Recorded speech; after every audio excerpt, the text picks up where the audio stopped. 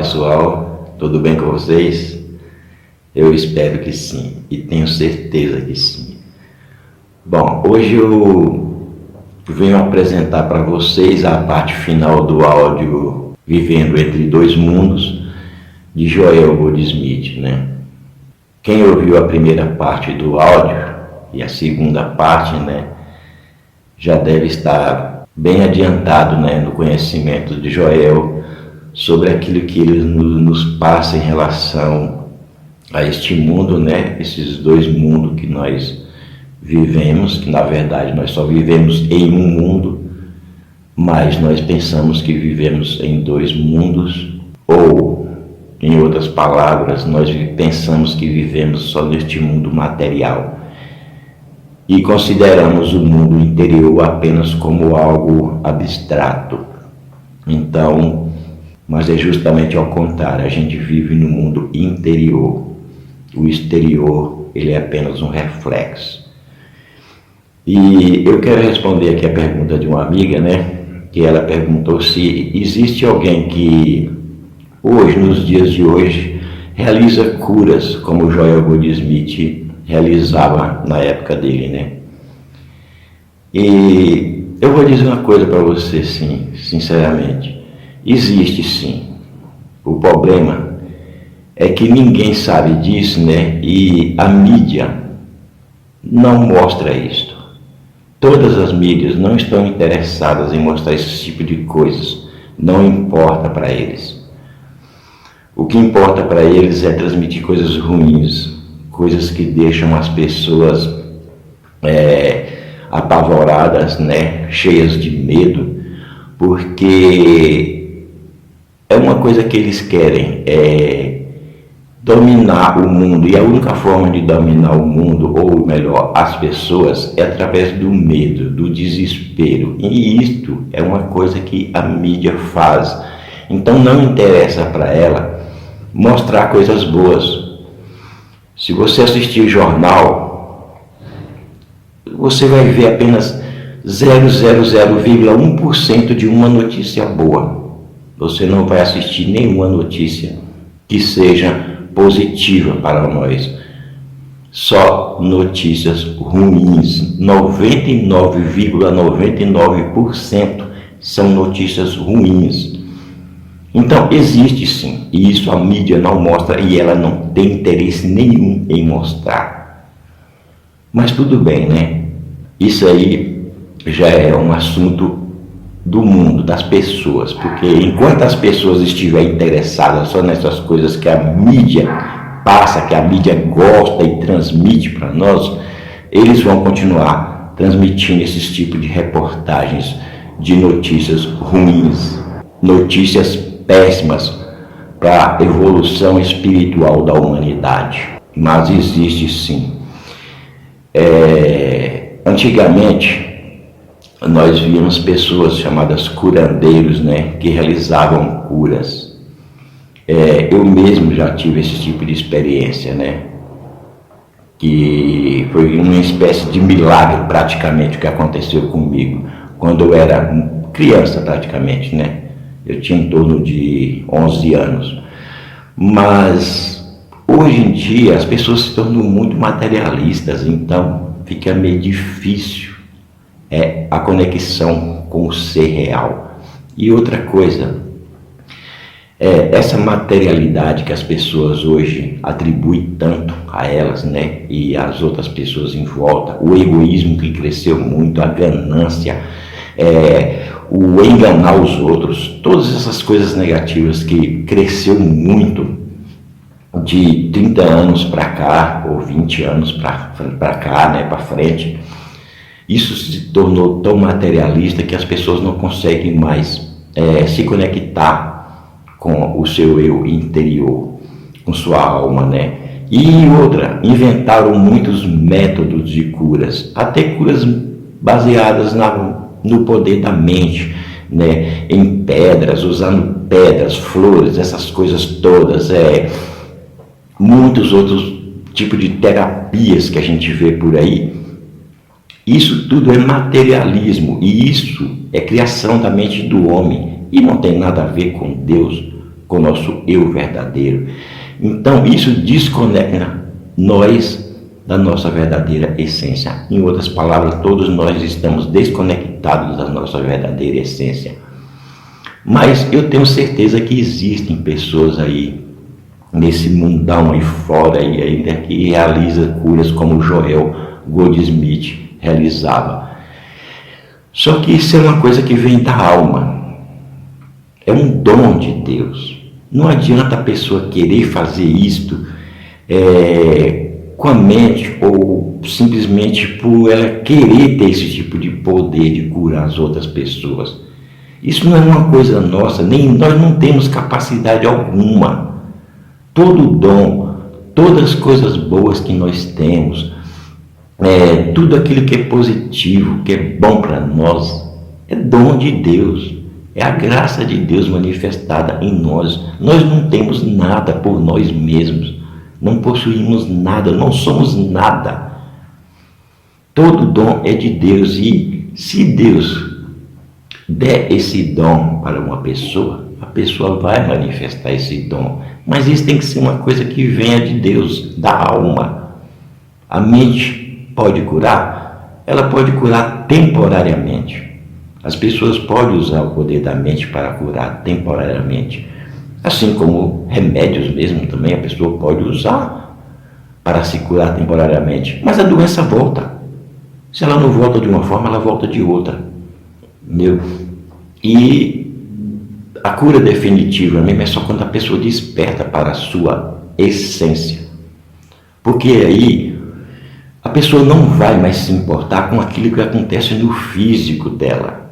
Ela não vai se apegar com nada que acontece no físico dela. Mesmo que ela esteja no momento ali da sua transição, da sua passagem, né, para o outro mundo, ela não vai se apegar, ela não vai se entristecer, ela não vai ter medo, porque ela sabe que ela não é nada daquilo. Ela é uma alma divina que vive eternamente e que é a realidade. Aqui não, aqui tudo é reflexo, é projeção da nossa mente. Então não existe realidade nenhuma neste mundo, nas aparências deste mundo, como diz o próprio Joel. Não existe realidade alguma, força, vida ou realidade alguma nas formas que nós vemos, nas coisas que estão criadas, que nós vemos aí. São tudo efeito. E a verdadeira força, a verdadeira vida, né? A verdadeira qualidade estão na causa, naquele que criou o efeito. Tudo aqui neste mundo é efeito. Então não possui poder nenhum por si próprio. O poder está na causa que criou esses efeitos. Então, se você está querendo desenvolver esse dom, mesmo como você diz, né, através da meditação, que você pratica a meditação, mas ainda não conseguiu atingir esse nível, bom, se for uma coisa, um dom para você adquirir ou que já está na sua alma, você vai conseguir. Chegará o dia e o momento certo em que esse dom vai despertar dentro de você e você pode começar a fazer curas. Joel Goldsmith também foi assim. Joel Goldsmith não fazia curas antes. Ele só conseguiu começar a fazer as curas depois do despertar espiritual dele, né? Depois que aquilo se tornou um dom dele, um dom dado por Deus, né? Assim como outros, né? Outros espiritualistas também tiveram o dom, né, de cura. Então todos eles teve o momento certo. Jesus Cristo, o próprio Jesus Cristo também teve o seu momento certo.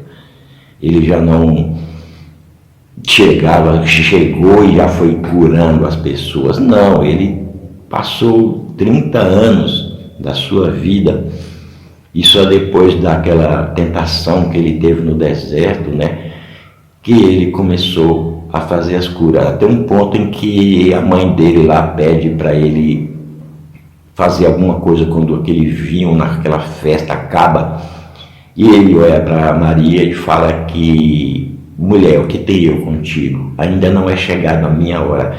Então ele sabia o momento certo em que ia poder exteriorizar o dom que já estava dentro dele. Então é uma coisa que vem da alma, é uma coisa de Deus. Tudo é de Deus. Não adianta nós queremos fazer as coisas com nosso ego, com nossa mente, porque não vai dar certo. E mesmo que dê certo a princípio, depois vai deixar nós numa frustração imensa, porque vai ocorrer algo que vai tirar esse dom de nós, ou aquilo que nós pensamos ser um dom, né? Então não adianta, tem que ser uma coisa da alma. Continue praticando suas meditações, né? Lendo sobre a verdade. Aí, quem sabe você pode chegar num dia de curar as pessoas, né? Mas primeiro você tem que curar a si mesma, né? Procurando eliminar aquilo que está dentro de você, aqueles conceitos, aquelas crenças falsas, né? Porque, como diz o Joel, né, se todo mundo fosse curandeiro, tivesse o poder de curar, e não existisse engenheiros, advogados, né, médicos, motoristas, né, e polícia, soldados, né, não existisse essas outras pessoas, né, essas outras pessoas com esses outros dons, todo mundo fosse curandeiro, ia curar quem se todo mundo é curandeiro? Então, é assim. É como disse o apóstolo Paulo, existe diversidade de dons, mas o Espírito é que realiza as obras e ele dá a cada um conforme como ele quer. Então, isso é coisa que vem de Deus. Não adianta nós queremos as coisas do nosso modo, não dá certo. Jesus Cristo disse, conhecereis a verdade e a verdade vos libertará. Então, o que é conhecer a verdade? Né? Conhecer a verdade é nos libertar de todas as amarras, de todas as ilusões, de todos os pensamentos errôneos, os conceitos errôneos que nós temos aqui neste mundo. A verdade por si mesma, ela não liberta. Nós temos que conhecer, despertar para ela. E isto nos torna livres. Se a verdade nos torna livres, então todas as coisas que nós passamos neste mundo, que nos prende, nos faz sofrer, né, nos causa dor, são ilusões. Porque a verdade, ela nos liberta da dor, do sofrimento. Né? Ela nos liberta dessas coisas, dos apegos. Então, se a verdade nos liberta dessas coisas, então é porque essas coisas é ilusões. Então, o que nós passamos neste mundo aqui, esses apegos, esse sofrimento, essas dores que nós temos, são tudo coisas criadas pela nossa mente, porque nós acreditamos numa mentira ou nas mentiras que o mundo passa para nós, né? E conhecendo a verdade, nós acabamos nos libertando dessas coisas. Isso significa que todas essas coisas não passam de mentiras. E nós não nos libertamos delas porque nos prendemos a elas, ficamos presos por essas crenças e pelas coisas do mundo e pensamos que essas coisas são reais. E a tendência dessas ilusões é aumentar cada vez mais porque nós conferimos poder para elas, né? E pensamos ser reais. Enquanto nós acreditarmos que uma coisa é real, ela será real para nós. Mas assim que nós conhecermos a verdade em relação àquela coisa, aquilo deixa de ser real para nós. Não tem mais nenhuma importância. É como, por exemplo, Uma pessoa que descobre que ela está sendo enganada por outra pessoa, né? Ela descobre isto e aí ela se torna livre dessa outra pessoa. Logicamente, ela vai sentir uma certa tristeza, frustração, ou até ficar muito irritado com essa outra pessoa que enganava ela, ou chegar ao ponto de ter até mesmo raiva, ódio dessa pessoa, né? Mas pelo menos ela conheceu a verdade, ela se libertou. A partir desse momento ela não será mais enganada por essa pessoa. Esse conhecimento da verdade pode trazer sofrimento para ela? Pode, lógico que pode. Jesus Cristo diz: eu não vim a este mundo trazer paz, mas espada. O que Jesus quis dizer com isso? Ele quis dizer que a espada, ela corta as ilusões e pode trazer dor. A pessoa, uma apegada a uma coisa, quando ela conhece a verdade sobre aquela coisa, ela vai sofrer, porque por causa do apego. Então ela vai sofrer muito, mas ela se torna livre. É uma questão de tempo para essa ilusão começar a se desintegrar e se desintegrar completamente. Enquanto essa ilusão não se desintegrar completamente, a pessoa vai sofrer. Mas ela pelo menos conheceu a verdade e se torna livre daquela ilusão.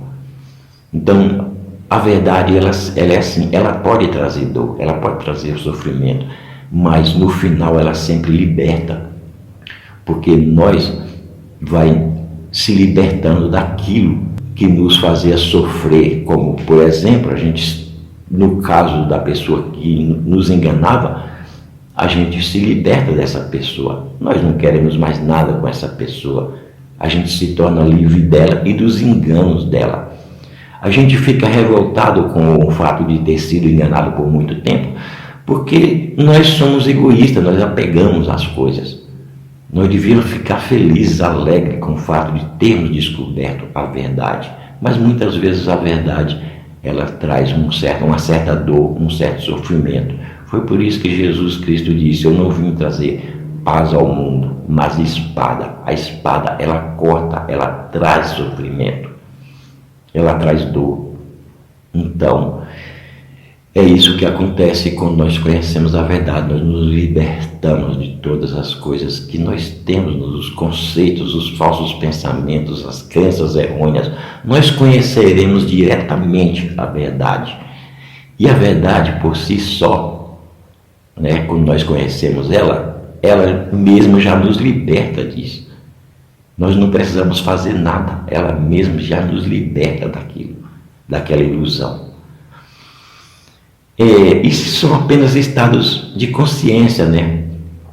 Por exemplo, como diz o Joel Goldsmith, Adão, quando ele vivia com Eva lá no paraíso, né? Antes de ele cometer aquele pecado, vamos dizer assim, né? Que ele comeu aquele fruto, né? Ele era Adão e Eva felizes, perfeitos, tranquilos, sem nenhum problema. Era Adão e Eva. Só que depois que ele mudou a visão dele, abriram-lhe os olhos e eles passaram a conhecer o bem e o mal, eles começaram a sofrer. É o mesmo Adão e Eva. Eles não mudaram. O que mudou foi apenas a consciência deles, ou melhor, o modo de pensar deles, né? Eles começaram a ser enganados pelas ilusões que eles mesmos criavam. Eles começaram a acreditar nas ilusões que eles mesmos criavam. Então, mas era o mesmo Adão. Eles não mudou, a consciência deles, vamos dizer assim, não mudou. Só mudou mesmo a forma de pensar, ou o estado de consciência, né? De felizes para infelizes, mas é a mesma pessoa. O mesmo acontece conosco, né? Nós não mudamos, a nossa consciência não muda nada, só muda o estado de consciência, ou o modo de encarar as coisas, de ver as coisas, de pensar sobre as coisas. Mas a nossa consciência não muda nunca. nós permanecemos o mesmo, né? Sempre, desde pequeno até a mais tenra idade, nossa consciência sempre será a mesma. O que muda é apenas estados de consciência ou o modo de pensar, estados mentais, emocionais, é isso que muda. Então, podemos dizer que nós vivemos neste mundo interior. É este mundo interior que nós precisamos observar, né? Observar e manter ele puro.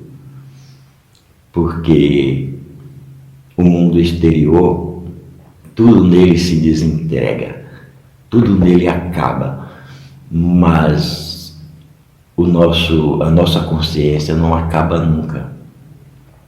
Eu queria aqui agradecer a todos vocês, a minha amiga que fez essa pergunta, né? E espero que vocês tenham entendido o que eu falei, né? Quem não entendeu, se quiser perguntar alguma coisa, pode perguntar. E eu desejo para vocês uma boa semana, cheia de paz, felicidade, gratidão a todos pelos comentários, pelos likes. Gratidão mesmo, de coração, muito obrigado. Nos vemos no próximo vídeo e até lá. Muito obrigado a todos. A Prensky Meditações apresenta a parte final do áudio do livro Vivendo entre Dois Mundos, de Joel S. Goldsmith, capítulo 9. A Natureza da Realização Espiritual, capítulo 10. Escolho Ati, capítulo 11. Suprimento Espiritual, capítulo 12.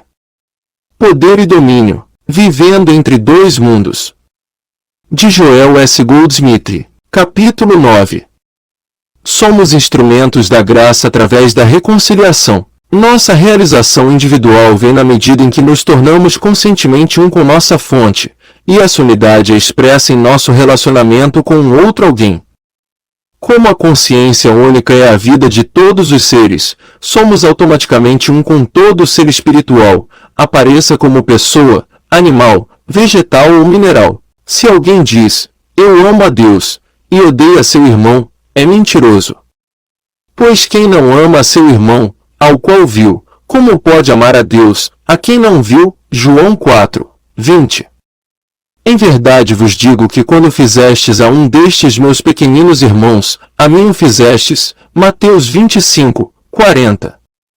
Em nosso serviço ou devoção ao homem, expressamos nosso amor a Deus e reconhecemos a unidade de Deus e do homem, e não apenas orando por nós mesmos e nossos amigos, mas rezando pelos nossos inimigos, assim fazendo de amigo o inimigo. Vivendo no que o Mestre chamou de este mundo, João 18, 36, estamos num estado de limitação total, acreditando que nossas vidas estão sendo mantidas e sustentadas pelos nossos próprios esforços ou nossa própria sabedoria, sem perceber que somos parte um do outro. Assim como cada ramo é uma parte do tronco da árvore, assim somos uma parte da videira, o Cristo, e aquela videira, o Cristo, é um com o Pai. Cada um neste mundo é um agente que contribui para com o todo, e é, embora invisível para os olhos humanos, a videira que é o Cristo, um com o Pai, atraindo em si mesmo, individualmente, tudo que o Pai é e tudo que o Pai tem. Nós podemos relaxar e descansar na garantia da graça divina, porque agora sabemos que a graça está operando universalmente. A graça que começa na fonte flui através de nossa consciência individual, como se fosse através de uma invisível videira, mantendo e sustentando a alma, a mente e o corpo. Como seres humanos, somos como o filho pródigo que se separou da casa de seu pai e começou a usar a sua própria substância, a qual não estava sendo renovada. Só depois de tudo esgotado, ele percebeu o que tinha acontecido e sabia que, uma vez que ele se reconciliasse com seu pai e fosse restaurado na casa de seu pai, ele seria o herdeiro do reino inteiro. Então, assim é conosco. No momento em que nos reconciliamos em unidade com nossa fonte, imediatamente somos herdeiros, co-herdeiros, Romanos 8, 17, de todas as riquezas celestes. Na minha reconciliação, é necessário saber não só que sou herdeiro de Deus, mas também devo saber que sou um co-herdeiro com você, de modo que eu inclua você nessa filiação divina. Na minha reconciliação com Deus e com você, eu me realizo. Nesse estado de reconciliação, nós passamos do homem da terra para aquele homem que tem o seu ser em Cristo. Agora nossos caminhos na terra são prósperos, não em virtude de nós mesmos, mas em virtude de nossa união com nossa fonte, e através dessa fonte, com todos os outros. Parte 1. Acessando a onisciência e graça divina através da consciência transcendental. O homem da terra, limitado em sua mente pela força de seu corpo, vive em guerra com outras pessoas, sempre buscando algo que o outro tem, sempre querendo algo que outra pessoa tem, acreditando que a grama do outro é sempre mais verde, nunca chegando à realização dentro de seu próprio ser. Mas quando uma transição de consciência é feita, ele torna-se ciente de uma consciência transcendental, pela qual ele pode aspirar. Vamos supor que perdemos algum objeto, um anel, um alfinete ou qualquer outra coisa, e começamos a vasculhar nosso cérebro para lembrarmos o que possivelmente fizemos com isso. Pode ser, e muitas vezes é o caso, que nós o encontremos novamente. Mas agora, quando pensamos nesse objeto perdido, nos lembramos instantaneamente que temos acesso à onisciência, todo o saber, e que não estamos limitados à nossa memória ou dependentes de uma busca laboriosa. Em vez disso, voltamos-nos para dentro, relaxamos nosso pensamento consciente, ouvimos, e em seguida, somos guiados instantaneamente para onde está o objeto perdido, ou observamos ele ser devolvido a nós. Por qual processo?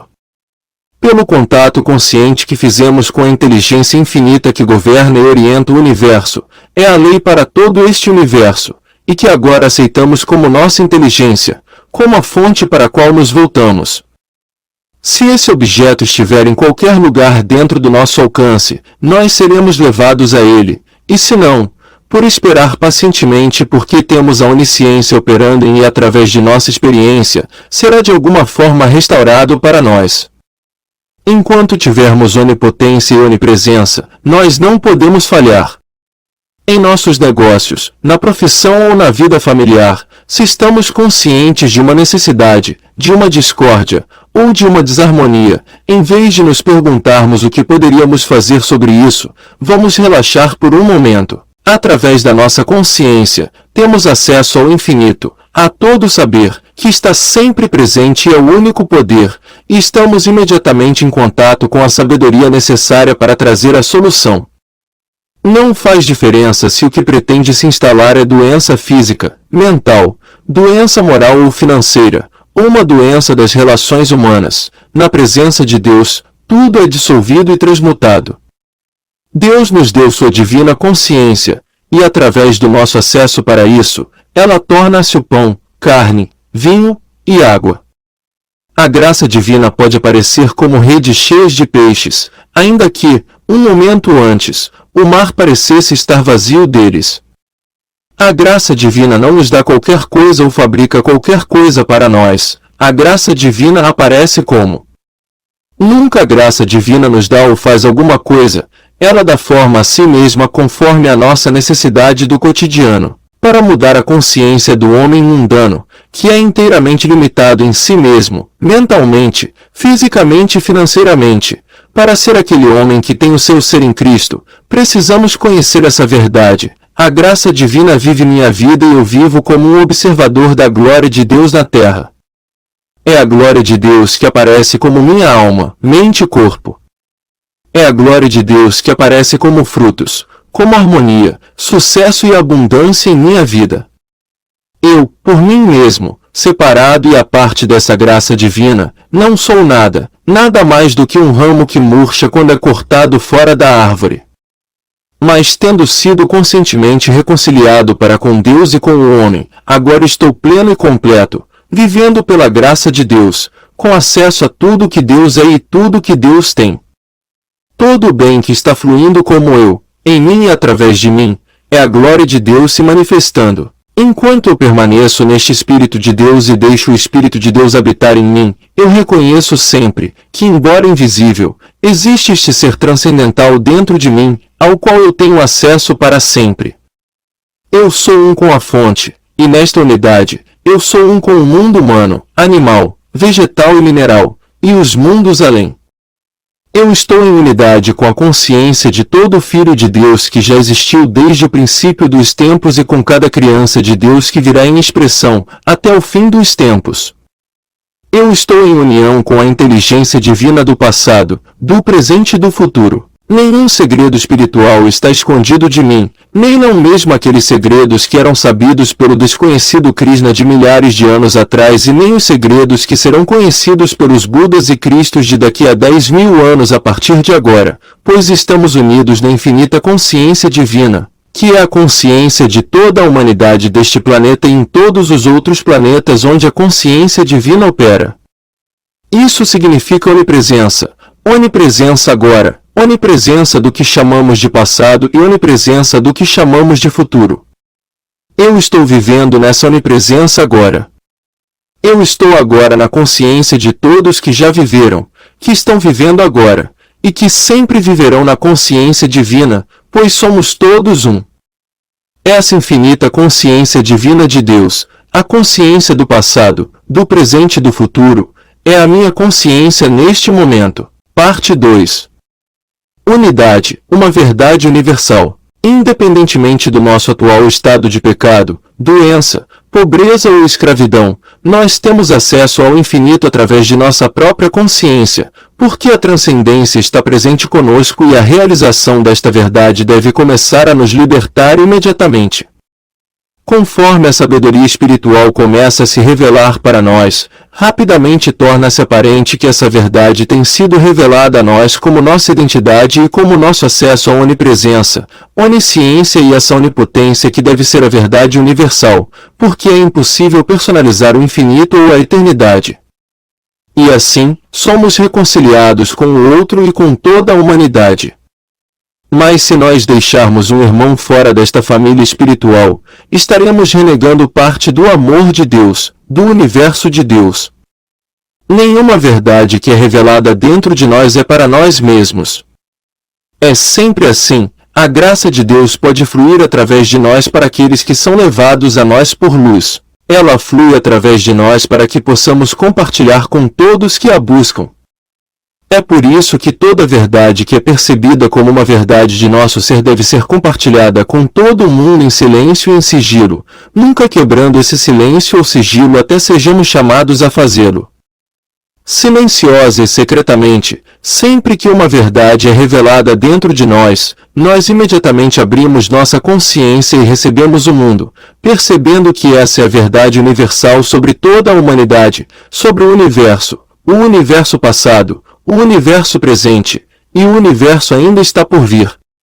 Que diferença entre o homem mundano, que tem apenas sua própria mente e sua própria experiência nas quais confiar, e aquele homem que tem acesso à consciência de Cristo e à sabedoria espiritual dos santos e sábios de todos os tempos? Por que nos reconciliamos com a consciência divina, que é a consciência individual desses santos e sábios, e é também a nossa consciência e a consciência daqueles que estarão pregando a verdade espiritual daqui a 1000 anos? Nós temos acesso a toda a sabedoria espiritual deles. A mesma consciência que se expressa através deles é a consciência que se expressa através de nós quando nos voltamos e vivemos pela graça, em vez de viver pela força e pelo poder. Por trás de cada indivíduo que já recebeu uma verdade espiritual, uma ideia para uma invenção ou algum tipo criativo de música ou arte, há uma consciência infinita que é a sua fonte. Quando uma pessoa toca isso, ele pode tocar toda a sabedoria proveniente daquela fonte. A consciência do ser individual é infinita, e para trazer esse infinito, tudo o que ele precisa fazer é voltar-se para dentro. Minha unidade com Deus constitui minha unidade com todo o ser espiritual e com cada ideia ou coisa espiritual. Essa unidade não pode ser limitada por tempo, espaço. Ela só pode vir à tona através da introspecção, contemplação e meditação, através de qualquer coisa que tire a atenção do mundo exterior e a chame de volta para esse centro interior. A graça nos leva para dentro, para o reino da consciência, e então uma atividade da graça começa seu fluxo. Entra no santuário, fecha a porta dos 5 sentidos físicos, e ouve o eu. Busca a mim, o infinito ser divino, e eu farei de ti pescador de homens. Nenhuma pessoa pode fazê-lo, mas eu o farei, eu que sou o eu do seu ser interior. Eu te mostrarei o caminho, eu irei diante de ti, eu vou preparar mansões para ti. Eu nunca te deixarei, nem te abandonarei. Parte 3. Portadores de luz. Se mantivermos o princípio de que a consciência divina é a nossa consciência individual, secreta e sagrada, e se nós praticarmos isso conscienciosamente, milagres terão lugar em nossas vidas como nós mesmos não acreditaríamos ser possível. A maneira em que isso funciona é um mistério para nós, mas porque às vezes aparece de formas tão naturais, nós não percebemos que é providenciado pela graça divina. No entanto, se pensarmos nisso em termos da graça de Deus, veremos como isso pode ser infinito, não limitado a nós, mas limitado pela nossa receptividade. Pelo nosso exemplo, pela nossa luz, o mundo verá e buscará essa luz. E ele a encontrará, porque essa é uma verdade universal. A demonstração do infinito em nossa experiência é medida pelo grau em que praticamos um princípio dessa natureza, nunca revelando, jamais falando sobre isso e nem tentando ensiná-lo, até sermos tão conscientemente um com isso que possa fluir por si mesmo. Então nós somos um instrumento através do qual a mensagem vem. Ela nos abençoa, mas sua maior bênção é que os outros são levados a nós, e então ela torna-se uma verdade universal que abençoa todo o universo. Isso pode causar uma ruptura em nossa vida. Um empresário pode encontrar menos tempo para seus negócios e uma dona de casa menos tempo para sua casa. Mais e mais descobrimos que estamos sendo atraídos para um esquema universal das coisas.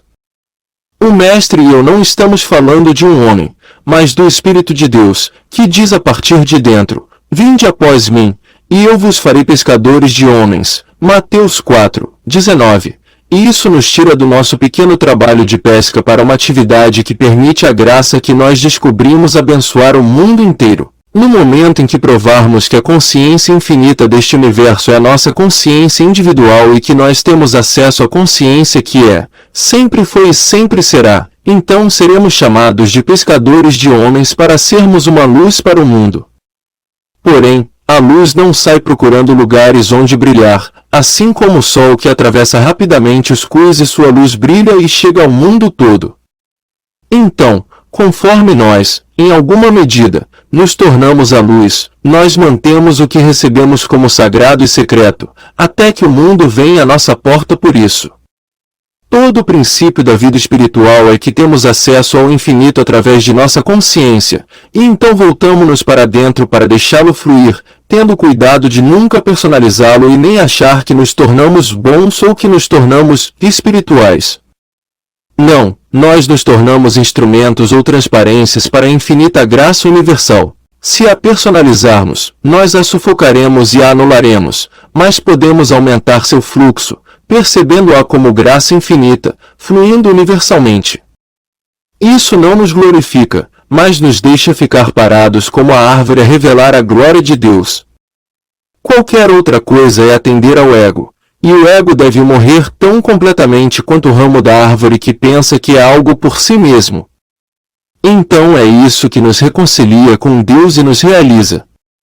Que coisa maravilhosa é se reconciliar com Deus, e portanto, com a sabedoria de todas as eras. Que coisa maravilhosa é ser reconciliado com Deus, onipresença e onisciência, permanecendo na graça permanentes. Essa graça é o nosso maná, e como a graça é onipresente, nosso maná está sempre presente, aparecendo como a forma necessária para cada momento particular. Pela graça de Deus, o maná chega a nós para suprir-nos com nossa liberdade espiritual, mental, moral, física e financeira, não uma liberdade de qualquer coisa, mas uma liberdade em e a partir da graça. Mas se esquecermos, por um momento, que tudo isso está aqui onde estamos agora, e nós o procurarmos no futuro, então o perderemos. Que nunca sejamos tentados a acreditar, nem por um momento, que vamos receber a graça de Deus amanhã. Que nunca acreditemos que nosso aluno ou paciente receberão a graça de Deus depois de darmos algum tratamento, prece ou meditação. Não, nossa sabedoria consiste em perceber que aqueles que se voltam para nós já estão sob a graça de Deus, e não que nossa oração é que vai estabelecer a graça de Deus. Nossa oração é o reconhecimento da onipresença da graça de Deus, de modo que a graça, que envolve nosso aluno ou paciente desde antes do mundo começar, agora entra em manifestação visível, por causa do nosso conhecimento desta verdade, por causa da nossa oração, meditação, tratamento. Nós, por nós mesmos, nada seríamos, mas o que somos, somos pela graça de Deus. É pela graça de Deus que temos a consciência da onipresença, onipotência e onisciência, que temos acesso à sabedoria do mundo, à sabedoria de todo e qualquer tempo e espaço. Habite em Cristo. Seja aquele homem que tem o seu ser em Cristo, vivendo pela graça. Caminhe nesta terra por um único propósito, revelar a glória de Deus. Capítulo 10. Escolho a ti. Somente aquilo que é atividade de sua consciência pode operar em sua vida. Em sua humanidade, antes de você conhecer a verdade, o que opera em sua consciência é uma combinação de coisas, crenças, teorias, inibições, ignorância, influências pré-natais, as superstições de seus pais, avós e bisavós. Tudo isso foi impresso em sua consciência desde o momento do seu nascimento, e opera em sua consciência para tornar sua vida o que quer que ela seja. Se você nasceu e chegou a uma vida muito boa e harmoniosa, ou se a sua experiência de vida é discordante, desagradável ou maléfica, você é o beneficiário ou a vítima dessas influências. Você mesmo, não tem sido o mestre da sua vida, você nem mesmo tem controle sobre sua vida. Não há nada que você possa fazer a respeito do passado, exceto esquecê-lo. Mas há muito por fazer, no entanto, sobre o presente e o futuro. Você tem o poder de determinar a correção e a harmonia de sua vida ou de aturar suas discordâncias e desarmonias. Você tem o direito de fazer uma escolha, se você vai deixar influências pré-natais, experiências anteriores ambientais e pessoais dominarem sua vida, ou se você vai agora mudar e começar a conhecer a verdade, e deixar a verdade libertá-lo. Escolhei hoje a quem servais. Josué 24, 15, Deus ou Mamon. Isto não é apenas uma citação, isto é um comando, e requer ação. Não podeis servir a Deus e a Mamon, Mateus 6, 24. É um comando, você deve fazer uma escolha. Que escolha? Se você servirá a Deus ou a Mamon. Mas como você pode escolher, a menos que você saiba a diferença entre servir a Deus e servir a Mamon? Você vai servir este mundo ou o meu reino que não é deste mundo, João 18, 36? Você vai viver neste mundo ou no meu reino? Isso não significa deixar um lugar por outro lugar, isso não significa morrer para ir para o céu. O mestre orou: não peço que os tires do mundo, mas que os livres do mal. Não são do mundo, como eu do mundo não sou, João 17, 15, 16. Escolher, portanto, não significa ir a algum ashram, para o topo de uma montanha, para um resort à beira-mar e abandonar sua família ou o mundo. Não é nada disso. Isso significa permanecer neste mundo, mas não deixar-se ser tocado por suas tentações, suas iniquidades ou limitações. Parte 1. Qual o seu grau de devoção para chegar à cristandade? Quando você chega a uma mensagem desta natureza, você deve entender que tudo o que você leva em sua consciência será o fator determinante em sua vida. Somente você mesmo determina em que grau alcançará a cristandade. Se você deseja dedicar 1 hora para a verdade no domingo, certamente será beneficiado em alguma medida. Se você se decidir dedicar 1 hora de cada dia à verdade, vai se beneficiar muito mais. Se você permitir que a verdade circule um pouco em sua consciência durante alguma parte de cada hora todos os dias, haverá muito mais frutos em sua vida. Uma consciência imbuída de verdade torna-se uma lei de harmonia, não só para você, mas para todos aqueles que entram em contato consigo. Você não pode ser a luz do mundo e manter essa luz escondida sob um cesta de alqueire. Se você é a luz do mundo, o mundo contempla essa luz e se beneficia dela. Mas você não pode ser essa luz, a não ser na medida em que a verdade é conscientemente incorporada em sua consciência. Este mundo é um mundo de conseguir alcançar, realizar algo, lutando, esforçando-se. É um mundo de dois poderes. Mas até certo ponto, no entanto, você já deixou esse mundo, se é que você chegou a perceber que a vida não precisa ser vivida por poder, pelo poder ou pela luta, mas que a vida pode ser vivida pela graça, e que você está no caminho de experimentar essa graça na maior medida possível. Se você tem algum outro objetivo a não ser conhecer Deus e buscar a realização do reino de Deus e sua justiça, então você está configurando uma barreira entre você e sua harmonia plena. Nada na vida, nos ensinamentos ou nas revelações dos místicos do mundo iria autorizar alguém a usar Deus como seu servo para fazer algo por si.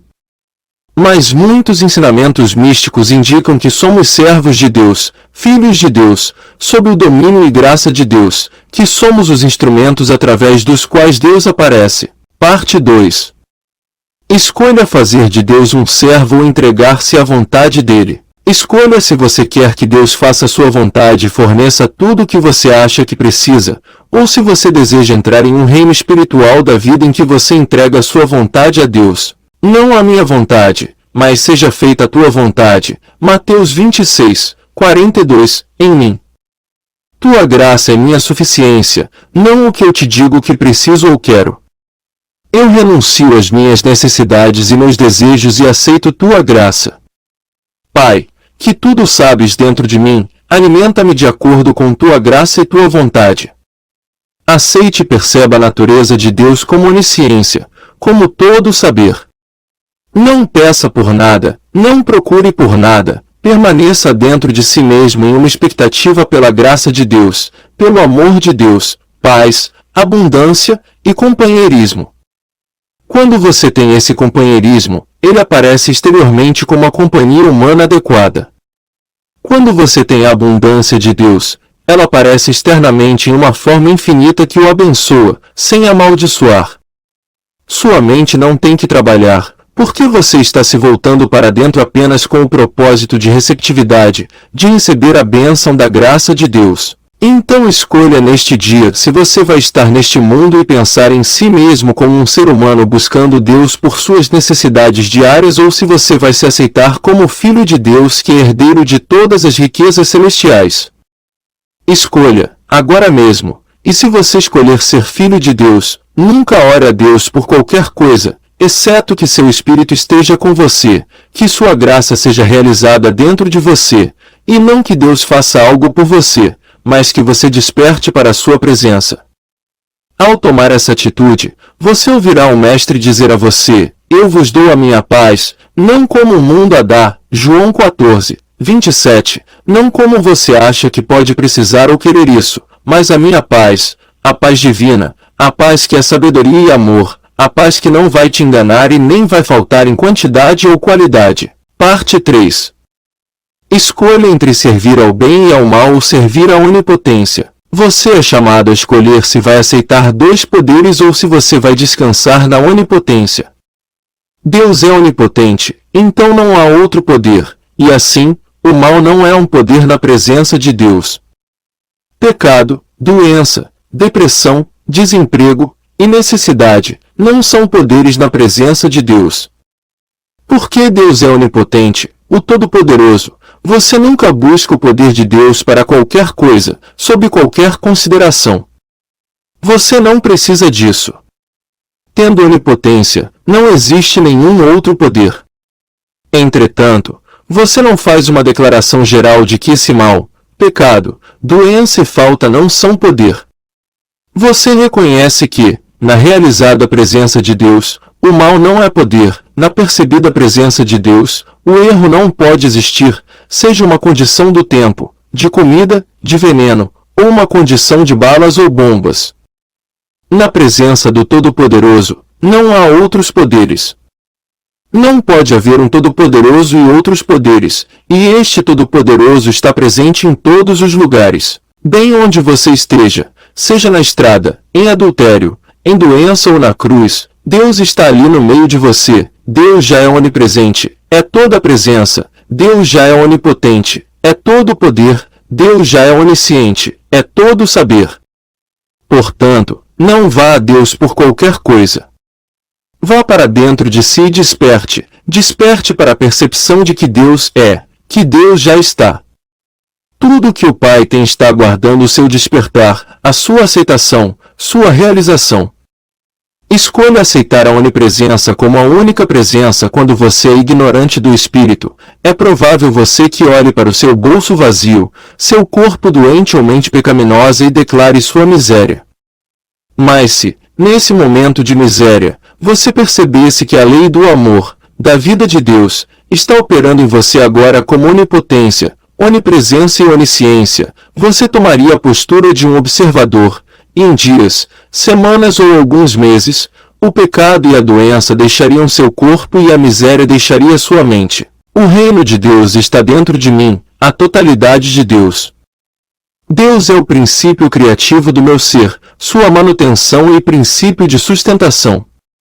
Deus é a vida verdadeira em mim, portanto, sou imortal, e nem a vida e nem a morte podem me separar do amor de Deus.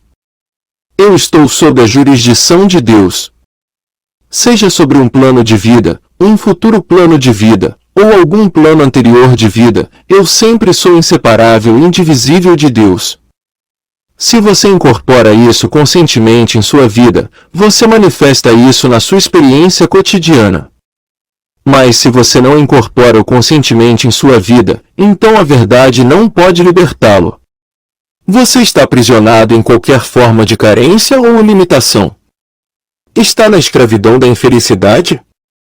Está preso a problemas de saúde, velhice? Então você é um prisioneiro, porque não está conscientemente conhecendo a verdade. Você não está incorporando conscientemente, dentro de si mesmo, o reconhecimento da presença de Deus dentro de você, do poder de Deus, da onipotência de Deus funcionando em você, da onisciência e onipresença de Deus bem onde você está. Deus não se afasta de você por causa de seus pecados ou suas deficiências, mas o reconhecimento de Deus dentro de você elimina os pecados, porque onde a consciência de Deus está, o pecado não permanece. Onde a consciência de Deus está, a deficiência não pode existir. Reconheça a presença de Deus em sua alma, em sua mente, em seu corpo. Reconheça a presença de Deus em seus negócios e em qualquer que seja o seu trabalho.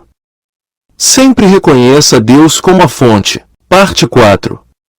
Escolha não reivindicar qualquer qualidade como sua própria. Quando o mestre disse, "Por que me chamas bom?" Não há bom senão um só, que é Deus. Mateus 19:17. Ele revelou claramente que, se há alguma boa qualidade em qualquer um de nós, é a qualidade de Deus brilhando através de nós. Por você mesmo, você não é bom, e seja qual for a bondade que existe em você é apenas a graça de Deus fluindo através de você. Qualquer bondade, benevolência ou virtude que seja evidente em sua vida, seja qual for a inteligência ou capacidade para o pensamento espiritual, é a graça de Deus se expressando através de e como você. Mas assim como você não deve afirmar ser bom, então vá um passo além e não reivindique qualquer mal para si mesmo. Porque o que faço não o aprovo, pois o que quero isso não faço, mas o que aborreço isso faço. E se faço o que não quero, consinto com a lei, que é boa.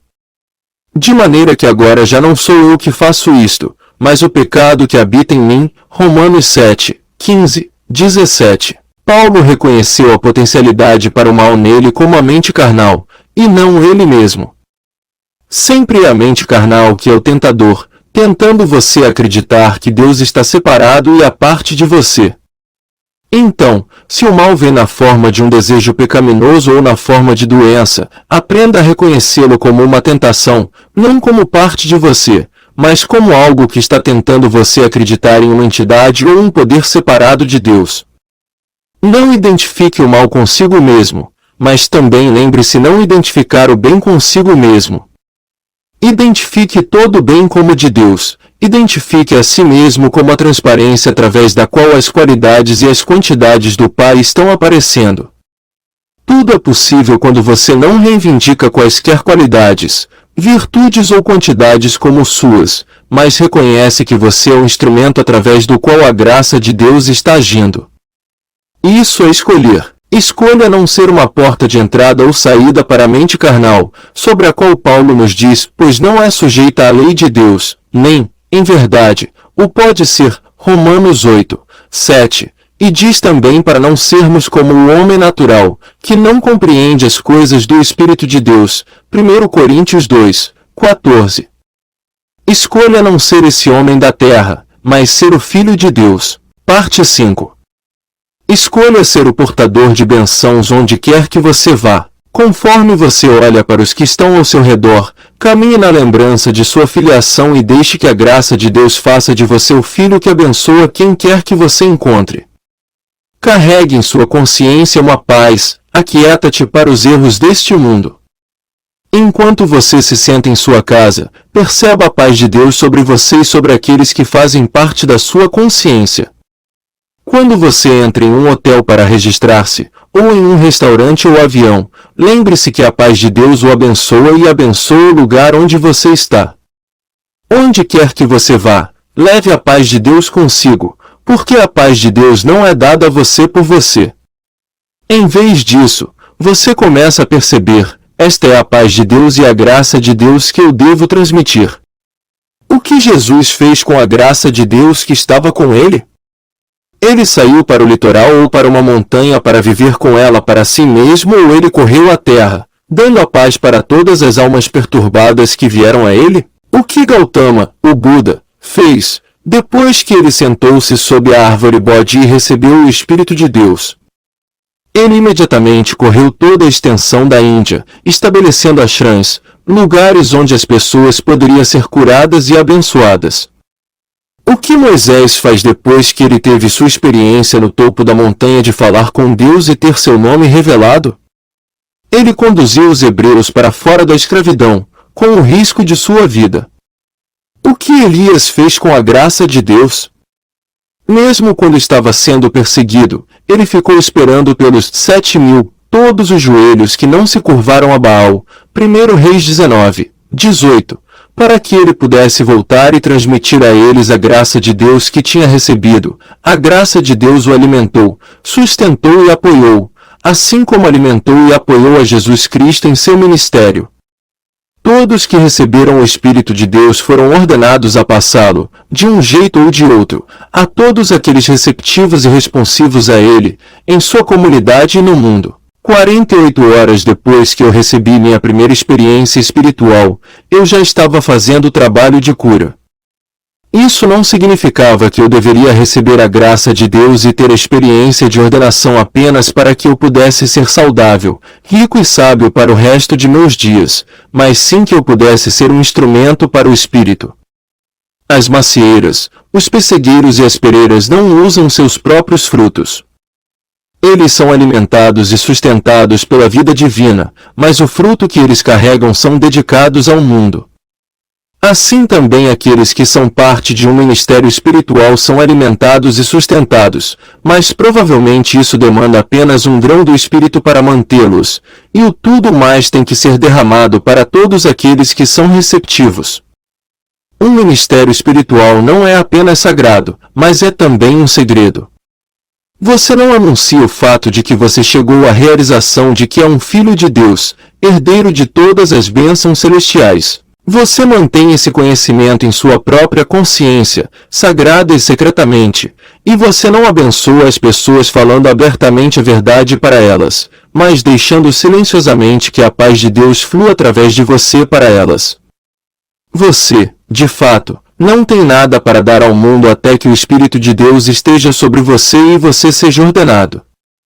Portanto, você não tem que sair procurando como distribuir sua luz. O mundo que está na escuridão vem até você por essa luz, mas só porque você escolheu servir o Espírito de Deus dentro de cada pessoa. Capítulo 11. Suprimento espiritual. No mundo metafísico, é prática comum tentar demonstrar suprimento, companheirismo, casa ou transporte. Em uma mensagem mística como o caminho infinito, no entanto, essa é uma base incorreta para trabalhar, porque uma pessoa trabalha assim pressupondo que não tem nada. Isso é virtualmente um pecado, é reconhecer-se num sentido de separação de Deus, do bem, da plenitude e do infinito. Nós não vamos para fora de nossa consciência para demonstrar qualquer coisa que seja, porque a infinita consciência divina é a nossa consciência individual, e incorpora o infinito. Portanto, não temos nada a fazer para atrair suprimento para nós, mas sim atraí-lo da fonte de provisão dentro de nós. Enquanto estivermos vivendo em um sentido material do mundo, vamos pensar em provisão em termos puramente materiais, que sempre consistem em algo externo a nós por ser adquirido, dinheiro, casa, automóveis. Mas no mundo real do espírito, a provisão não é externa a nós, nem pode ser adquirida, obtida ou procurada, porque, no reino espiritual, provisão é o que eu sou o pão, eu sou a carne, eu sou a água. Sem pensar em ninguém ou qualquer coisa do reino externo, nós voltamos-nos para dentro e comungamos com o nosso ser interior, e permanecer na percepção de uma plenitude inerente ao nosso ser. Quando entendemos isso, podemos olhar para todos e ver como cada um é totalmente independente do outro por causa do princípio da autocompletude. A vida única cuida de nós e atrai para nós tudo o que é necessário para a nossa realização. Essa autocompletude que somos e que nos fornece tão abundantemente não é realmente para nós, ela derrama-se de dentro e através de nós, como frutos a serem compartilhados. Antes de podermos começar a compartilhar, no entanto, devemos sair do sentido material da vida que só pensa em obter. Nós não temos que adquirir, lutar ou nos esforçar, nós só temos silenciar-nos, na percepção da autocompletude e autossuficiência. Parte 1. A natureza universal do suprimento. Eu e meu Pai somos um, João 10, 30. Em minha realização deste relacionamento, deixo o infinito invisível atrair para mim os céus, as nuvens, o ar, a terra, e de todas as partes do universo, de todos os 6 continentes e muitas ilhas, tudo o que é necessário para o meu desenvolvimento particular. Mas isso não é meramente a sua provisão ou a minha provisão, porque isso também é limitação. Apenas inserir a palavra seu ou meu já traz limitação. A palavra meu é usada nos estágios iniciais, mas mais tarde, à medida em que a consciência se expande, percebe que, por causa da natureza universal da verdade, a autocompletude é a verdade sobre todos os homens. Ao falar do sol ou da lua, jamais diríamos meu sol ou minha lua, ou seu sol ou sua lua. Nós falamos do sol como luz e calor universais, tanto para o santo quanto para o pecador, o branco e o negro, o oriental e o ocidental, o judeu e o gentio. Em última análise, começamos a olhar para esse assunto do suprimento sob a mesma luz, e nunca nos referimos como meu ou seu suprimento, porque quando penso em provisão como coisa pessoal, estou finitizando tanto que o transformo em um conceito material, em vez da verdade. Se eu quiser falar com sinceridade sobre a provisão, devo liberar todo e qualquer senso pessoal de propriedade, devo perder todo o senso de limitação ao não reivindicar qualquer coisa como minha. A terra é do Senhor e toda a sua plenitude. Salmos 24, 1. Filho, tu estás sempre comigo e tudo que eu tenho é teu. Lucas 15, 31. Eu não devo ser tão egoísta a ponto de pensar nisso como algo sendo endereçado a Joel Souzinho. Eu devo entender que é endereçado a todos os filhos de Deus. Se eu personalizá-lo, de qualquer forma que seja, e acreditar que Deus está falando só para mim, o que eu fiz por você? E se eu afastar um de vocês, até mesmo o maior pecador, eu afastei a mim mesmo, pois há apenas um infinito ser divino, e esse eu é autossuficiente, automantido e autossustentado. O sentido material do suprimento personaliza o suprimento. Quando você pensa em seu ou meu suprimento, ele é sempre limitado, mas quando você pensa em toda a provisão como a do Pai, então ela é infinita. Por que então tantas pessoas são limitadas? Existe apenas uma resposta. O mundo mantém um senso material de suprimento, e enquanto isso acontecer, haverá limitação. Na realidade, não existe uma coisa como necessidade, ou mesmo abundância. Há apenas a experiência individual de abundância ou falta de cada pessoa. Parte 2. Abrindo as portas do suprimento. O suprimento é espiritual, portanto, a provisão é infinita. Se você se abrisse para aceitar a graça de Deus, todo o fornecimento necessário seria oferecido a você. Mesmo aqueles que não foram ensinados sobre a vida espiritual podem experimentar alguma abundância se abrirem sua consciência para alguma medida de amor humano, saindo da casca do ego em que vivem, por dar, compartilhar, servir e por um pouco mais simpatia.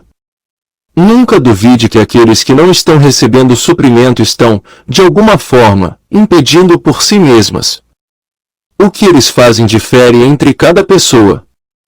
Há algumas pessoas que falam sobre seu orgulho, o que é um total absurdo. Outros nunca conheceram um sentimento real de gratidão, de amar, dar ou compartilhar.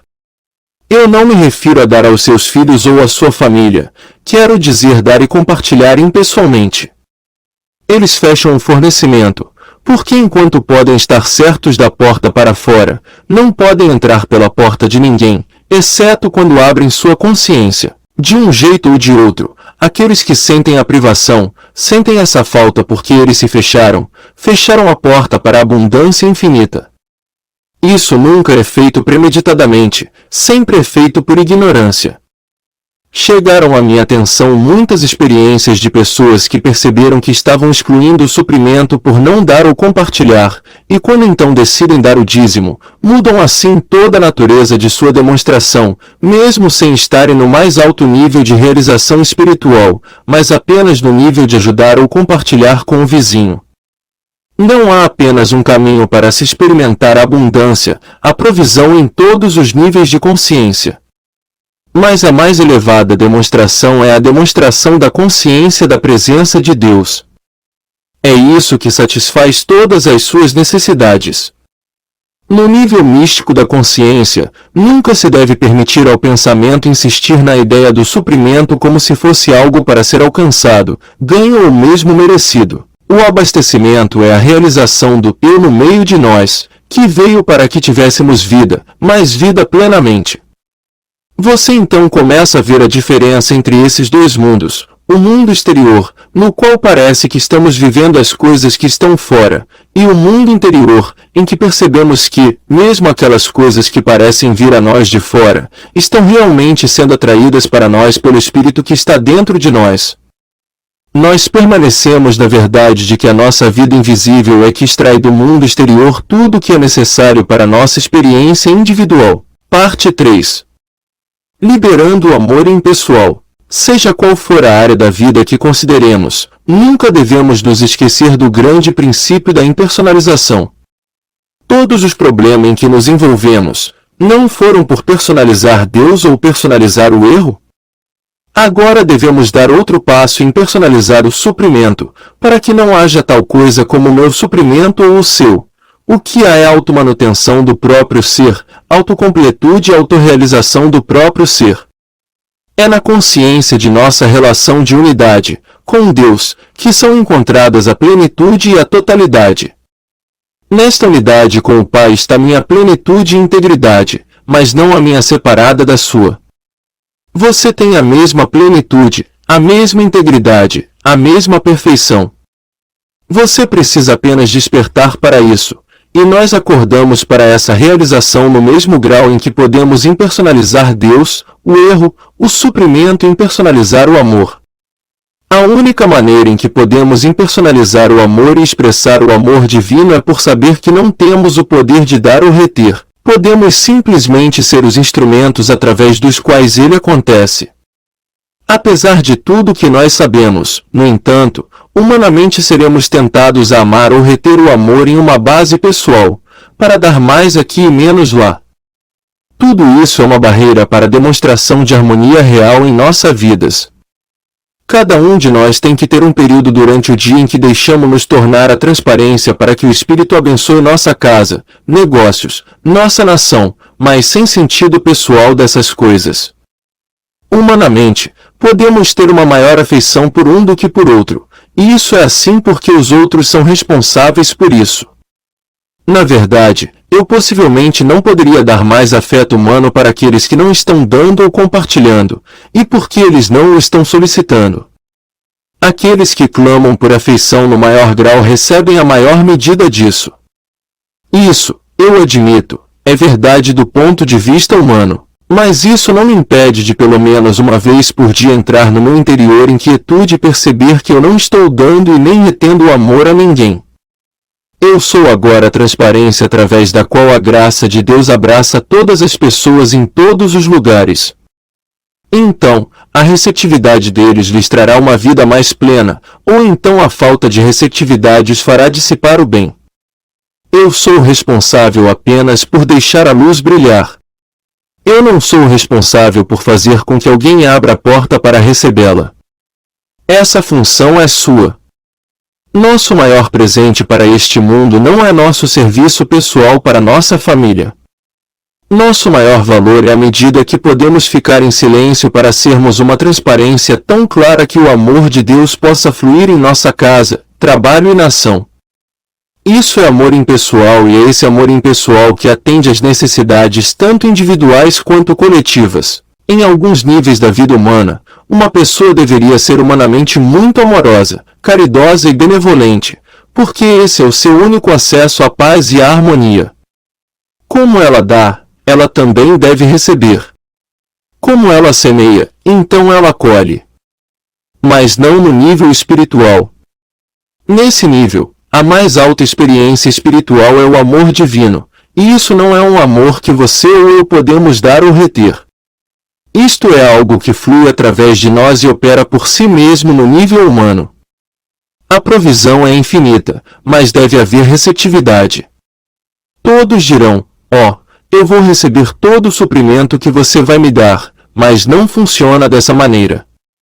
Nós podemos ter todo o suprimento que vamos dar, mas a barreira é a falta de vontade de dar. É aí que está a falta ou limitação. São as pessoas famintas do mundo culpadas por sua falta de comida?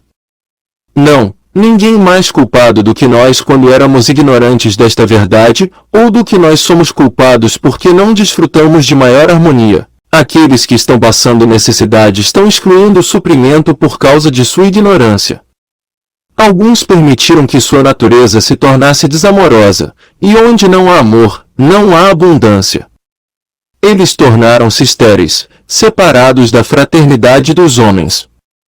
Eles desenvolveram uma consciência de obter em vez de dar, mesmo que seja conseguir algo para nada. Essa ignorância, no entanto, não é culpa deles. Eles estão apenas hipnotizados, e esse hipnotismo continuará, até que haja um despertar dentro deles que os impulsione para algo maior que o sentido material, rompendo essa hipnose universal.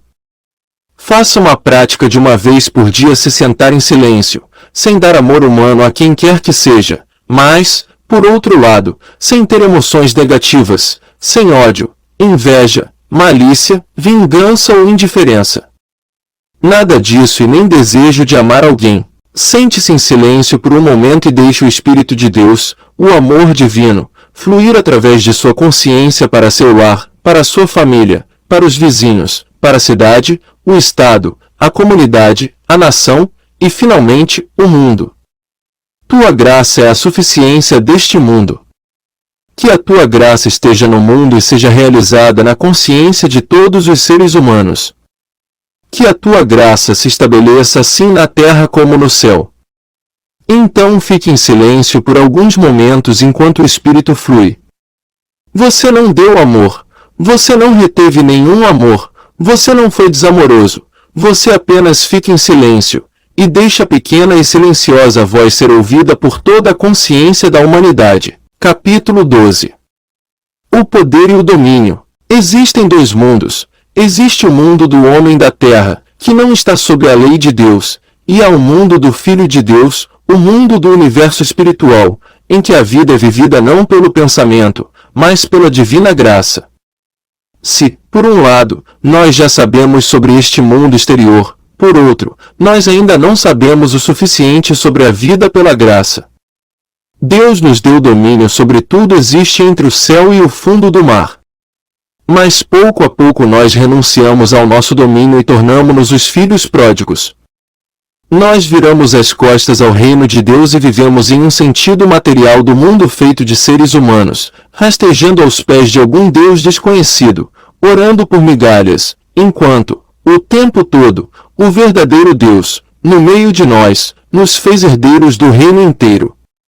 No reconhecimento de nossa filiação divina, devemos mais uma vez aceitar o nosso domínio, e isso significa que nós criamos o nosso próprio mundo. O mundo não cria condições para nós, pessoas não criam condições para nós. Nós não somos vítimas da política, da guerra ou de ditadores, de circunstâncias ou condições. Nós não somos as vítimas do pecado ou doença, somos as vítimas do que nós mesmos criamos. Nunca mais devemos dar domínio ao homem ou às circunstâncias, mas daqui em diante, devemos viver sob as leis reveladas a nós pelo Mestre Cristão. Parte 1. Vida mais abundante. Eu vim para que todos tenham vida, que todos tenham vida plenamente. João 10, 10. A palavra eu, usado nessa declaração, não significa Jesus, nem significa seu professor ou praticante. Este é o seu próprio eu, o Salvador e Redentor no centro do seu ser. Portanto, você não ousa ir a Deus por suprimento, porque você já tem o eu, o Espírito de Deus, no meio de você. Eu sou a ressurreição. João 11, 25. Essa verdade seria inútil para você se ela se aplicasse somente a Jesus. A verdade é que o poder da ressurreição, a ressurreição do seu corpo, da sua saúde, da sua prosperidade, seu casamento, sua casa ou sua família, está dentro de você. Mas você nunca demonstrará isso, enquanto estiver esperando que venha de alguma fonte fora de você, mesmo que seja de uma pessoa santa, pois o eu no meio de você veio para que você possa ter vida. Diga para si mesmo, neste momento, a palavra eu, suavemente, gentilmente, eu. Esse é o verdadeiro no meio de você, é a lei da ressurreição. Esse verdadeiro ser, essa verdadeira presença espiritual de Deus está trabalhando em você para ressuscitar seu corpo, sua saúde, sua família, seu amor, sua carreira. Se você aceitar o testemunho do mundo, quando tiver 45 anos, você não será capaz de encontrar emprego, porque o mundo vai alegar que você é muito velho. E quando você tiver 60 ou 65 anos, será aposentado para aguardar a chegada de morte. Aceitando isso, você permite que seja uma lei para você, e então você se torna vítima das sugestões deste mundo. Se, no entanto, você entender que eu, no meio de você, é Deus, então você saberá que esse eu é a presença de Deus que veio para que você pudesse ter a vida mais abundante, não a vida até 40, 50,60 ou 70 anos, mas a vida eterna. O eu sou vem mesmo para restaurar os anos perdidos na ignorância da verdade de que Deus está no meio de você. O eu agora se torna uma lei da ressurreição de toda a sua experiência. É preciso discernimento espiritual para reconhecer que eu no meio de você é Deus, que a sua função é ser o seu pão, carne, vinho e água, e que ninguém tem que sair para conseguir qualquer coisa, porque você já tem a carne que o mundo não conhece. Toda vez que você é confrontado com uma aparência de esterilidade, vazio, carência ou limitação, abrace essa verdade para si mesmo, sagrada e secretamente. Obrigado, Pai, eu tenho uma substância divina que o mundo não conhece. Nem a vida nem a morte podem me separar do amor de Deus, nem vida, nem morte. O lugar onde eu estou é solo sagrado, seja deste lado do véu ou do outro lado, na doença ou na saúde, na pureza ou no pecado. Eu posso fazer todas as coisas através do Cristo que me fortalece. Filipenses 4, 13. O Cristo é um nome para o Filho de Deus. O outro nome é eu. Ambos significam a mesma coisa, a presença, o poder, a sabedoria e o amor de Deus. O Cristo, que é seu Salvador, ressuscitador e mediador, é a presença de Deus que foi estabelecida em você desde o princípio, mas que você tem procurado no mundo exterior. As pessoas estão buscando a Deus, mudando de uma religião para outra, de um ensinamento para outro, de um professor para outro, até que, finalmente, eles descobrem alguém que dirá a elas: mas você tem isso dentro de você. Aquilo que você está procurando, você já traz em seu interior. Isso constitui o seu próprio ser. Então elas entenderão por que podem viver uma vida de absoluta liberdade em Cristo. Parte 2. Seja uma bênção. Conforme você segue sua vida diária, respire silenciosamente, sagrada e secretamente. Deixo-vos a paz, a minha paz vos dou, não vou-la dou como o mundo a dá, minha paz, a paz do Cristo. Não se turbe o vosso coração, nem se atemorize. João 14, 27. Sua função é ser uma bênção para que, onde quer que você vá, você possa transmitir a graça de Deus para aqueles que ainda estão nas trevas. Provavelmente a parte mais difícil dessa prática é que você tem que começar dentro sua própria casa.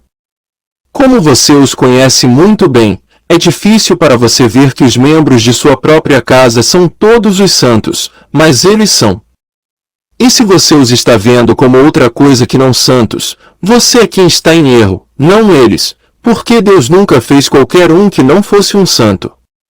Eu sei tão bem quanto todo mundo que a vida familiar não é a coisa mais fácil do mundo. É um relacionamento tão próximo e estamos tão aptos a mostrar o pior lado de nós mesmos para aqueles mais próximos a nós, que, do ponto de vista humano, isso torna-se muito difícil.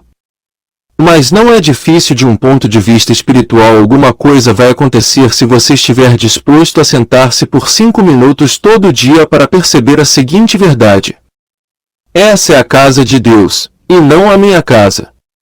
Todos aqueles que aqui moram são descendentes de Deus, co-herdeiros de Deus, santos companheiros, não dependentes um do outro, mas compartilhando a graça de Deus um com o outro. A graça de Deus governa, mantém e sustenta todos os que estão dentro desta casa. O pai, em casa, tem qualidades do pensamento para compartilhar com a mãe e as crianças. A mãe tem qualidades de amor e companheirismo para compartilhar com o pai e os filhos. As crianças têm qualidades de Deus para compartilhar com os pais. Mas nenhum deles é dependente dos outros. Eles compartilham mutuamente aquelas qualidades que Deus lhes deu. Não mantenha nenhum membro da família aprisionado aos seus pecados, aos seus erros, ou à sua disposição. Perceba que tudo que não é de Deus deve desaparecer, porque não tem lei de Deus para sustentá-lo. Reconheça que no meio de cada membro desta casa, é Deus, e não demorará muito para que você encontre um maior grau de harmonia no lar. Você pode começar a praticar a mesma verdade para seus vizinhos, parentes e amigos, para sua comunidade, negócios, escola e profissão, e antes que muitos anos se passem, você estará fazendo esse trabalho mundial. Você estará abraçando todos os pontos problemáticos do mundo em sua consciência, percebendo que, se você se sentir que há algum mal neles, isso só ocorre realmente em sua percepção deles. Não pode haver nenhum mal neles. Deus não criou uma nação boa e outra ruim, uma pessoa saudável e outra doente. Assim sendo, você tem pleno domínio sobre os seus conceitos. Se você aceita pessoas pecadoras em sua consciência, você terá pecado. Se vocês aceitar pessoas doentes em sua consciência, você terá doença. Se você aceitar pessoas más, você terá o mal. Mas se você lembrar o que o Mestre disse, eis que estou à porta e bato, Apocalipse 3, 20, sabe o que vai acontecer? Você sabe o que acontece quando você abre sua consciência e diz entre? Você abre caminho para o Espírito de Deus fluir em sua experiência. Parte 3. Satisfaça a aspiração interior de ter a identidade espiritual reconhecida. Quando você pensa em um membro de sua família ou em alguns dos políticos, e eu uso essa palavra em seu pior sentido, ou quando você pensa nos chamados ditadores do mundo, lembre-se que esse eu no meio deles está batendo na porta da sua consciência, querendo entrar.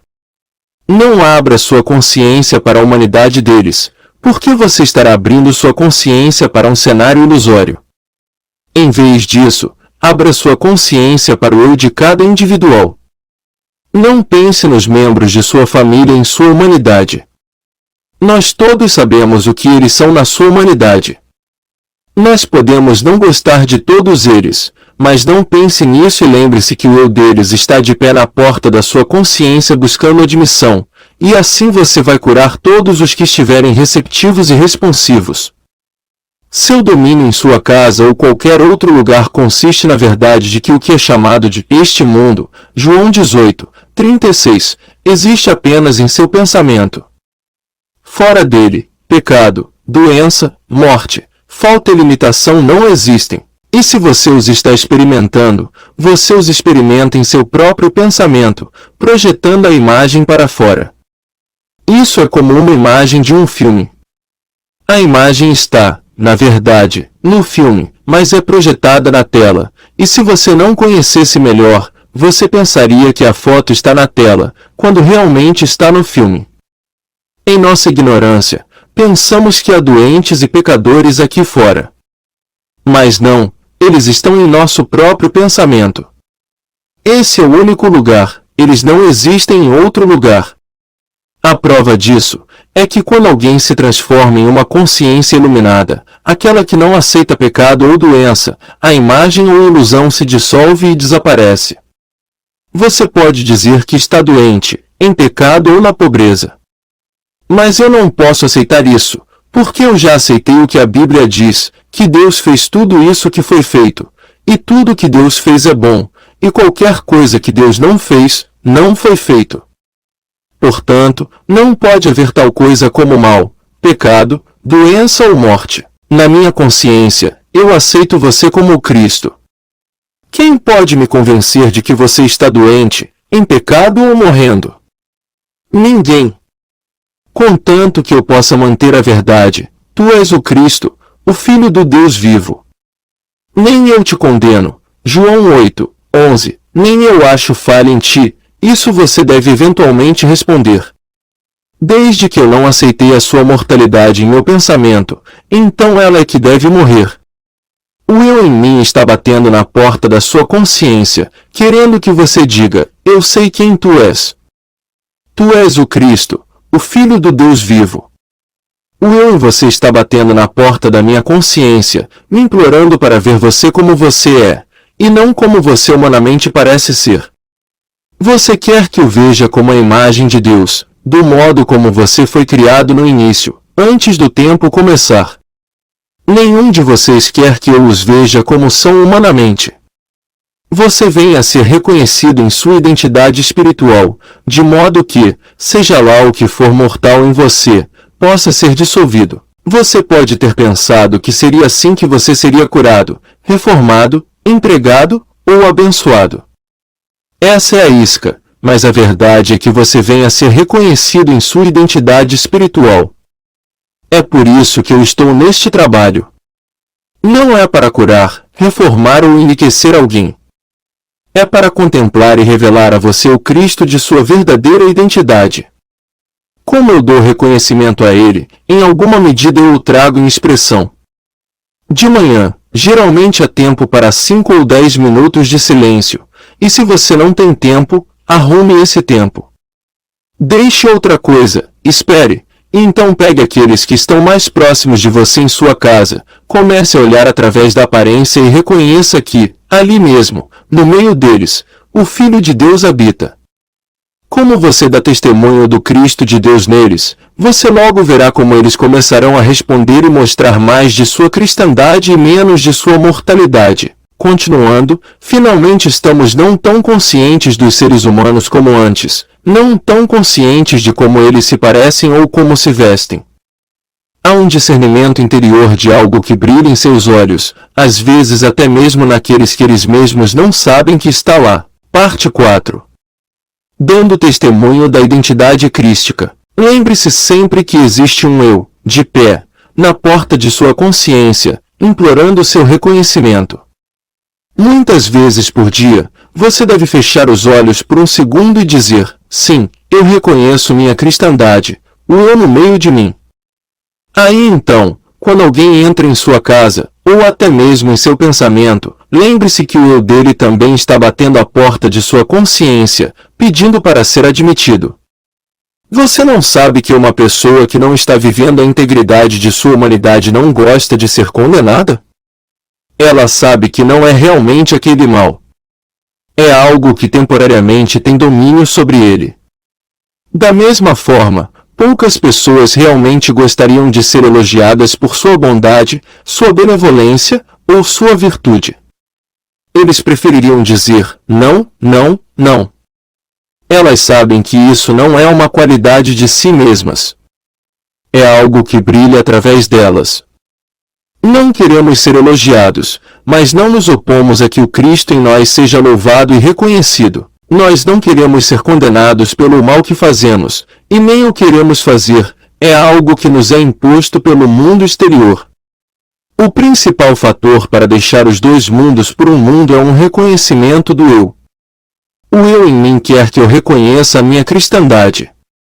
O eu quer que eu me acalme e fique quieto, e saiba que eu que estou dentro sou Deus. Toda pessoa que vem a mim está inconscientemente implorando para que eu reconheça a sua verdadeira identidade, o eu nela.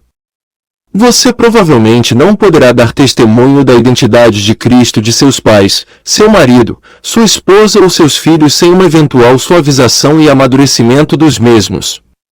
Você pode estar certo de que o eu de todos os membros da sua família implora para você vê-lo como ele é, e não como ele parece ser enquanto está sob a influência deste mundo. A parte triste é que a maioria das pessoas insiste em ver aqueles ao seu redor como eles parecem ser, e fixar seus erros, a despeito de seu desagrado. Se ao menos pudessem ver a palavra eu sobre as cabeças de cada um deles e perceber que o eu deles está batendo à porta de sua consciência clamando por reconhecimento, isso seria retirá-los desses erros. Mas não faça isso abertamente e externamente. Entre no santuário silencioso do seu próprio ser e lá dê reconhecimento ao eu de todos que você conhece. Preste atenção para o eu sobre sua cabeça, e você o encontrará lá. Está lá, todo mundo tem, e ó, como ele implora por reconhecimento. Parte 5. Conduzindo um ministério de cura bem-sucedido. Se insistirmos em ver a cada um como homem mundano, como homem mortal, alguns bons, outros maus, alguns saudáveis, outros enfermos, então esse será o mundo que estamos criando para nós mesmos. Mas se a nós for concedido qualquer grau de discernimento espiritual, de modo que possamos contemplar o eu de cada indivíduo e recebê-lo em nossa consciência, reconhecendo, recebendo e abençoando, então nós transformaremos nosso mundo. A partir de então, não teremos pessoas doentes entrando em nossa consciência. Será como um praticante bem conhecido, amigo meu, que foi visitado por outro praticante que tinha ouvido falar sobre o grande trabalho de cura que esse homem estava fazendo. O praticante encontrou em um escritório, respondendo cada telefonema com 2 linhas, sempre dizendo, sim, eu vou cuidar disso, sim, apenas deixe isso comigo, sim, eu vou cuidar disso imediatamente. E isso continuou e continuou. O homem esperou cerca de 1 hora e não conseguia entender, até que finalmente ele chegou a mim e reclamou, isso é terrível. Todas essas pessoas estão pedindo ajuda, e ele promete dar, mas ele nunca uma faz nada e nem dá a qualquer um deles um tratamento. Minha resposta foi, você não compreende, este homem tem um tipo de prática diferente da sua. Repare, ele não tem pessoas doentes vindo a ele. Como poderia qualquer um de nós ter uma prática de cura bem-sucedida, sendo uma prática espiritual, se aceitamos pessoas doentes em nossa consciência? Nós aprendemos como curar doenças? Nós sabemos alguma coisa sobre anatomia, fisiologia, biologia, germes ou ossos quebrados? Claro que não! A única razão de podermos trazer uma cura é que aqueles que vêm a nós somente são os filhos de Deus. A cura consiste em reconhecer isso. Todo mundo que entra na minha consciência tem um sinal sobre sua cabeça, dizendo, eis que esse eu bate à porta de minha consciência, implorando-me para ser reconhecido, e quando eu o faço, sua mortalidade se evapora e algo toma lugar para trazer harmonia em sua experiência. Mas isso não vem por ter pessoas doentes vindo a mim para que eu cure, ou pecadores para serem reformados. Vem através de um princípio, através do discernimento espiritual. Eu vejo eu o reconheço, eu o aceito, eu o acolho, abençoo, e mais cedo ou mais tarde, a pessoa que pediu ajuda reconhece o eu de sua própria identidade. Parte 6. Um mundo. Você percebe que existem dois mundos? Um mundo do meu reino, e mundo em que você olha e vê macho e fêmea, jovem e velho, doente e saudável, um mundo em que você se sente e julga pelas aparências do mundo? Mas você deve sempre ter em mente que não são realmente dois mundos, só existe um, o mundo que Deus criou. Lá realmente não existe tal coisa como um mundo irreal ou falsificado. Existe apenas um mundo, e este mundo é esse mundo. Nós mantemos um conceito falso sobre esse mundo magnífico, e assim nos tornamos cientes do ódio, preconceito, intolerância, inveja, ciúme, malícia, doença, pecado, medo e desumanidade do homem para o homem. Por que nós julgamos pelas aparências? Por que nós estamos vendo através de um sentido finito? Nós dizemos, que mundo terrível! E no entanto, não existe tal mundo, porque Deus criou tudo que foi criado, e tudo que Deus criou é bom. Todo místico que alcançou a consciência mística soube e revelou que Deus é Espírito, e que este é um universo espiritual. O que o Mestre chamou de este mundo é o mundo do sentido material, mas o mundo mesmo não poderia aceitar essa interpretação. Hoje, no entanto, a ideia de que não existe corpo físico e nem universo físico, e o que é chamado matéria é a mente, é mais amplamente aceito. Estamos na era de ouro em que a ciência e a religião devem se unir, na percepção de que o mundo real é um mundo do espírito, da consciência, e que a consciência é realmente o princípio da vida. Este universo é uma projeção da consciência, e seu mundo e meu são da natureza do nosso estado de consciência. Nosso mundo é o produto da medida do eu que demonstramos. Se fossemos totalmente incondicionados, então o nosso mundo seria totalmente e inteiramente espiritual, incorpóreo, harmonioso, eterno e imortal. Mas por sermos capazes de manifestar apenas um certo grau ou medida da infinita consciência divina, nosso mundo é exatamente a medida da consciência divina que nós podemos perceber. O que ainda resta de erro em nossa vida representa o grau de nossa escuridão, nosso estado não iluminado ou condicionado. Além disso, por causa do nascimento humano e do condicionamento, somos agrilhoados ao senso de fisicalidade.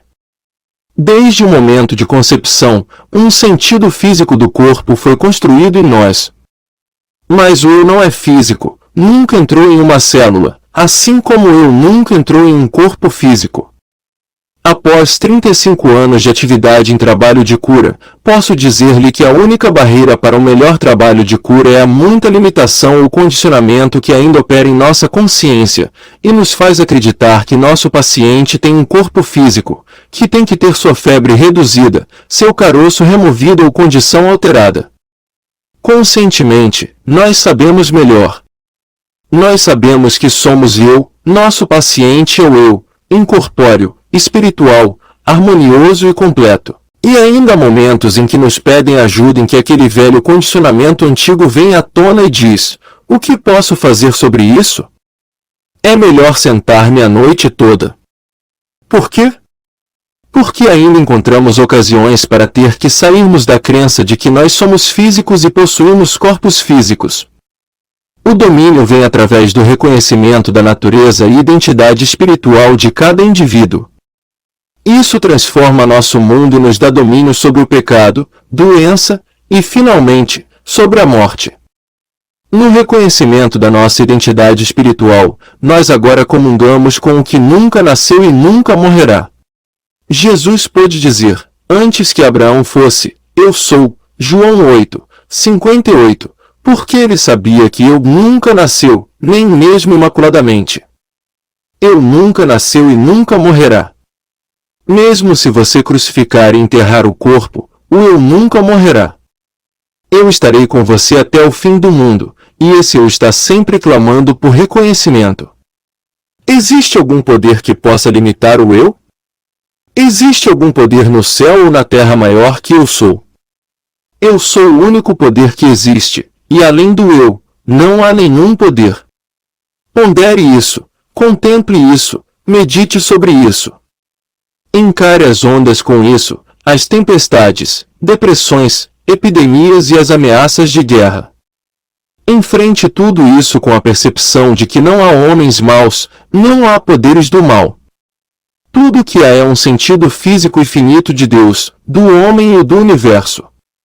Deus foi reduzido a estátuas e o poder de Deus a medalhas. Deus e o poder de Deus foram reduzidos a homens e nomes, mas o eu não é pessoa, eu é Deus, e além dele, não há outro poder no céu ou na terra, pois somente eu sou. Na presença desta realização espiritual, o sentido material da existência perde sua reivindicação de poder, e justo porque você testemunhou a realização espiritual, até sintomas físicos desapareceram, crescimentos indesejáveis foram dissolvidos, febres foram dissipadas. Em outras palavras, o sentido físico se dissolve na presença da realização do eu como Deus. Fique quieto e saiba que eu sou Deus. Salmos 46, 10. Silencie, e então você vai ver como esse impulso divino vem através de estar quieto e deixa que o eu, que é onisciência, onipotência e onipresença e não precisa de ajuda de ninguém, venha e se manifeste, e então contemple a harmonia estabelecida na terra como no céu, e o mundo único do céu e da terra revelado. Fim do áudio do livro. Vivendo entre dois mundos. De Joel S. Goldsmith. Muito obrigado a todos.